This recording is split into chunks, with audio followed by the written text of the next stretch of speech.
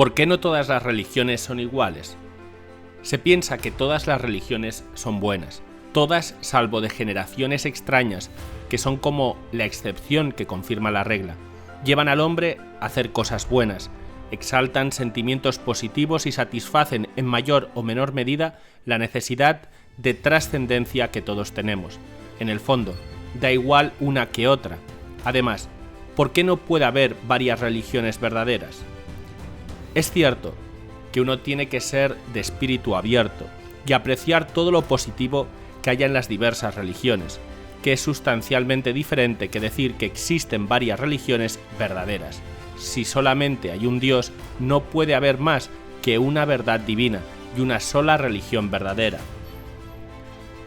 La sensatez en la decisión humana sobre la religión no estará, por tanto, en elegir la religión que a uno le guste o le satisfaga más, sino más bien en acertar con la verdadera, que solo puede ser una, porque una cosa es tener una mente abierta y otra bien distinta, pensar que cada uno puede hacerse una religión a su gusto y no preocuparse mucho, puesto que todas van a ser verdaderas.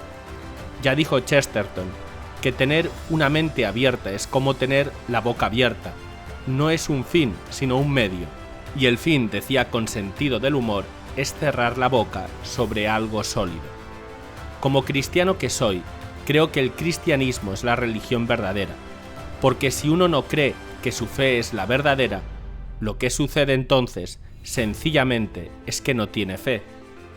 Lógicamente, creer que el cristianismo es la religión verdadera no implica imponerla a los demás, ni menospreciar la fe de otros, ni nada parecido.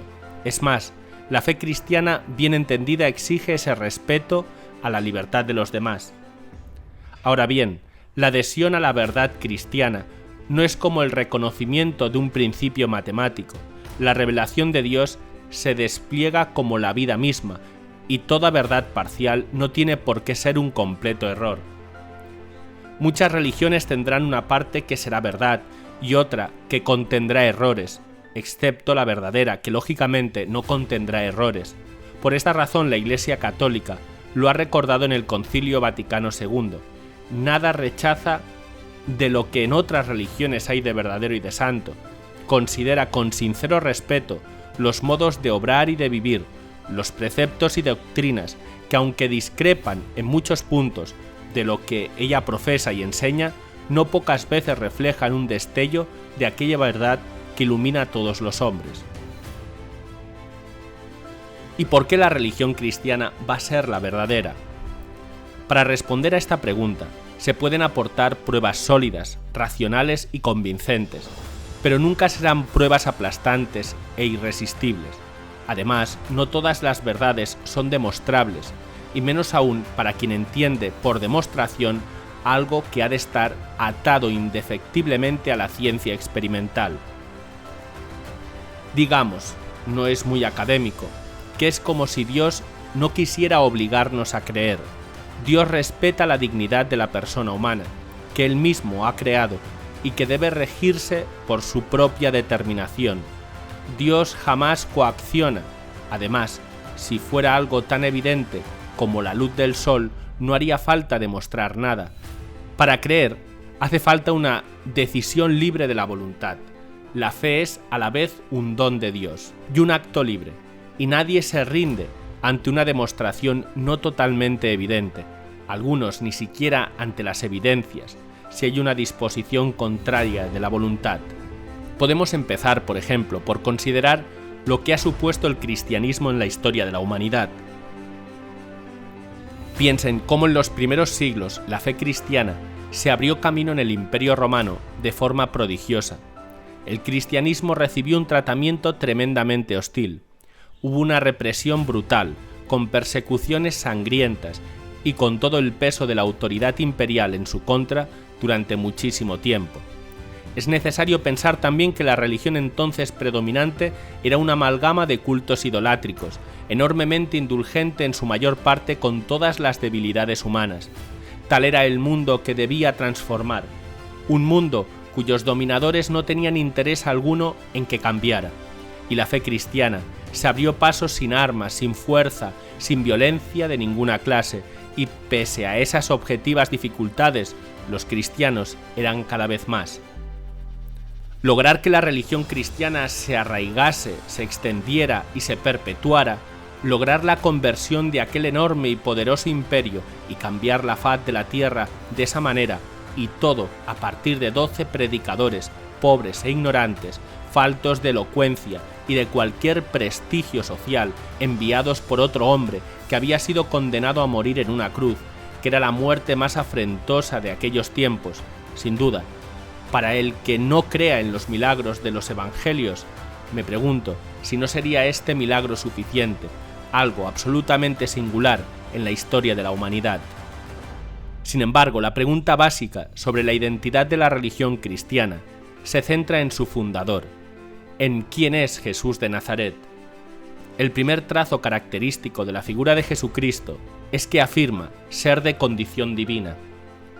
Esto es absolutamente único en la historia de la humanidad. Es el único hombre que en su sano juicio ha reivindicado ser igual a Dios. Y recalco lo de reivindicado porque, como veremos, esta pretensión no es en modo alguno signo de jactancia humana, sino que al contrario va acompañada de la mayor humildad. Los gestos de Jesucristo eran propiamente divinos. Lo que de entrada sorprendía y alegraba a las gentes era la autoridad con que hablaba, por encima de cualquier otra, aun de las más altas, como la de Moisés, y hablaba con la misma autoridad de Dios en la ley o los profetas, sin referirse más que a sí mismo. Habéis oído que se dijo, pero yo os digo, a través de sus milagros, manda sobre la enfermedad y la muerte, da órdenes al viento y al mar, con la autoridad y el poderío del Creador mismo. Sin embargo, este hombre, que utiliza el yo con la audacia y la pretensión más insostenible, posee al propio tiempo una perfecta humildad y una discreción llena de delicadeza, una humilde pretensión de divinidad que constituye un hecho singular en la historia y que pertenece a la esencia misma del cristianismo. En cualquier otra circunstancia, los fundadores de religiones lanzan un movimiento espiritual que, una vez puesto en marcha, puede desarrollarse con independencia de ellos. Sin embargo, Jesucristo no indica simplemente un camino, no es el portador de una verdad como cualquier otro profeta, sino que es él mismo el objeto propio del cristianismo. Por eso, la verdadera fe cristiana comienza cuando un creyente deja de interesarse por las ideas o la moral cristiana, tomadas en abstracto, y le encuentra a él como verdadero hombre y verdadero Dios. Cuando se trata de discernir entre lo verdadero y lo falso, y en algo importante, como lo es en la religión, conviene profundizar bastante. La religión verdadera será efectivamente la de mayor atractivo, pero para quien tenga de ella un conocimiento suficientemente profundo. ¿Puede uno salvarse con cualquier religión? La verdad sobre Dios es accesible al hombre en la medida en que éste acepta dejarse llevar por Dios y acepte lo que Dios ordena.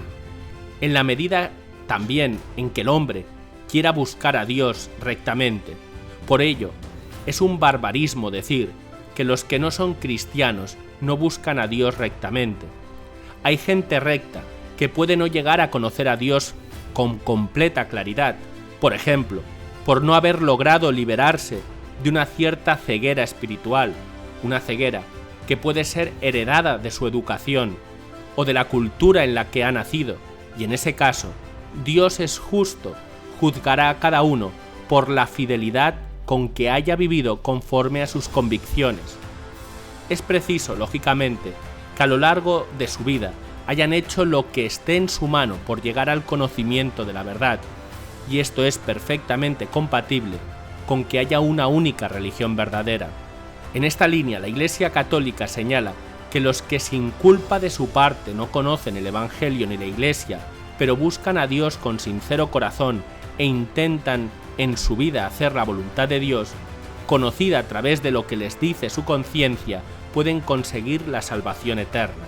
En esta línea hay que mostrar un tanto escéptico ante algunas crisis de fe supuestamente intelectuales, pero que en el fondo esconden una opción por fabricarse una religión propia, a la medida de los propios gustos o comodidades, Cuando una persona hace una interpretación acomodada de su religión para rebajar así sus exigencias morales, o no se preocupa de recibir la necesaria formación religiosa adecuada a su edad y circunstancias, es bien probable que la pretendida crisis intelectual bien pueda tener otros orígenes.